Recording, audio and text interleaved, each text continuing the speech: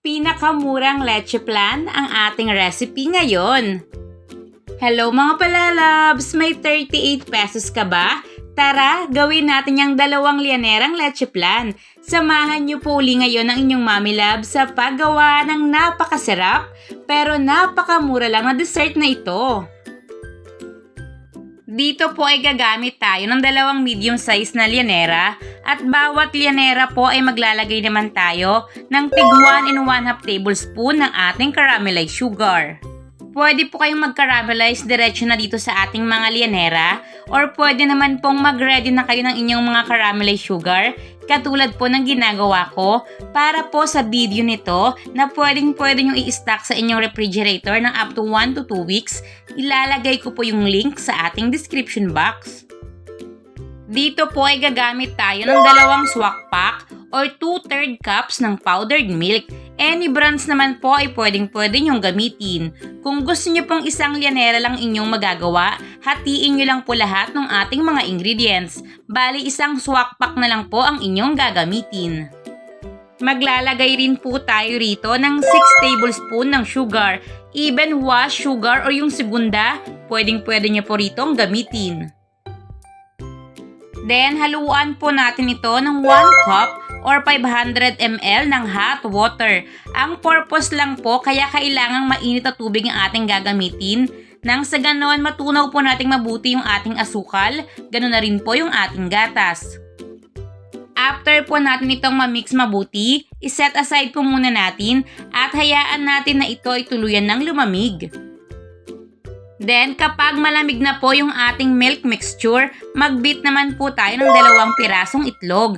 Ang gamit ko po dito ay XL size. Kung small to medium size po yung inyong gagamitin, gawin nyo na pong 3 piraso. At again, kailangan po malamig na po itong ating milk mixture bago po natin ihahalo ito naman pong ating na-beat na itlog. Yan po ay para maiwasan natin na makapag-create po tayo ng scramble egg if ever po na mainit pa po yung ating gatas. Ito na po lahat yung ating mga ingredients. I-mix lang po natin lahat mabuti.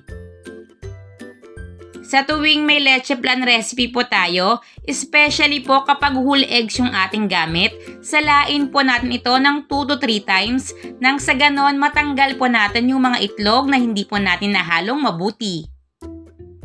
Almost 2 cups po itong ating mixture. Hahatiin po natin ito ngayon sa ating 2 Lyanera. Don't worry po dito sa ating caramelized sugar. Kahit hindi po ito buo, liquid po ito, hindi po ito hahalo sa ating mixture. Basta dahan-dahan lang po yung paglagay ng ating leche flan mixture. Kahit napansin nyo pa po iyan, naakalain nyo na ito ay humahalo, hindi po. Makikita nyo po mamaya kapag ito na po ay naluto na. Then, balutan po natin ito ng aluminum foil para makasigurado po tayo na hindi po ito matutuluan ng tubig habang ito po ay ating ini-steam. If ever lang po na hindi po available sa inyong aluminum foil, pwede po kayong gumamit ng ating regular na plastic labo. Ngayon po ay nagpapainit na tayo ng tubig sa ating steamer. Importante po ito mga palalabs, dapat po hindi pa kulong-kulo yung tubig na ating pinapakulo, nag-uumpisa pa lang po itong kumulo kapag isasalang na po natin yung ating leche flan. Sa ganitong way po, maiiwasan po natin na mabigla sa pagkakaluto yung ating itlog na inihalo sa ating leche flan mixture para hindi po kayo magkaroon ng outcome na parang na-overcook yung inyong leche flan at the same time hindi po ito mukhang scrambled egg. Balutin pa rin po natin ng tela yung pinakatakip ng ating steamer. By the way po, yung gamit kong steamer dito ay yung regular lang po na ginagamit natin sa ating rice cooker para makita nyo po na pwede rin po itong paglutuan ng ating leche flan.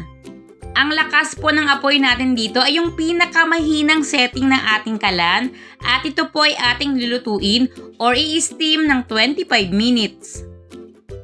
After 25 minutes, i-toothpick test po natin ito. Kapag hindi na po basa yung toothpick, Meaning luto na po ito, papatayin na po natin ang kalan. Pero if ever po talaga na basang-basa pa, magdagdag po tayo ng 5 to 10 minutes or hanggang sa tuluyan pong maluto yung ating leche flan. Palamigin po muna natin ito bago po natin ito i-unmold. Sa pag-unmold po nito, padaanan lang po natin ng kutsilyo or ng spatula yung pinakagilid ng ating lyanera para mas madali po itong matanggal. Ganito naman po natin isasalin itong ating leche flan. And charan! Heto na po mga palalabs, ang ating no condensed milk, no evaporated milk leche flan. Kung mapapansin po ninyo, medyo may mga butas po ito sa bandang labas ng ating leche flan. Pero kapag ito po ay inyong binuksan mga palalabs, yung pinakaloob po nito ay napaka-smooth. Ang texture po talaga ay talaga naman pong leche flan na leche flan. Yung lasa, of course, mababawasan yung creaminess dahil wala naman po tayo ritong ginamit na condensed milk. Pero still, masarap pa rin po. Tingnan nyo po ngayon kung gaano po kasmooth yung pinakaloob nito. Sa parting labas lang po talaga kayo may makikita na maliliit na butas, pero yung pinakaloob po lahat na po ay smooth. Ngayon po makakagawa na tayo ng napakamurang version ng ating leche flan na no condensed milk, no evaporated milk. 38 pesos lang po yung ating ginastos dito. Meron na po tayong 2 lyanerang leche flan.